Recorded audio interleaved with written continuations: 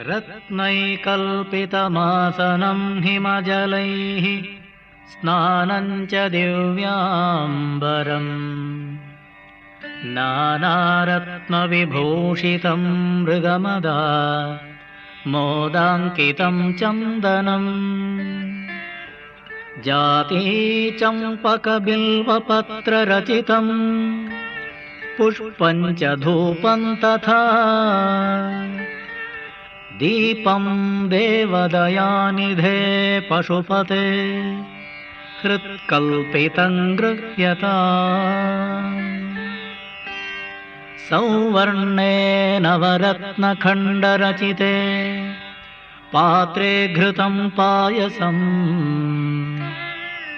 भक्ष्यं पञ्चविधं पयोदधियुतं रम्भाफलं पानकम्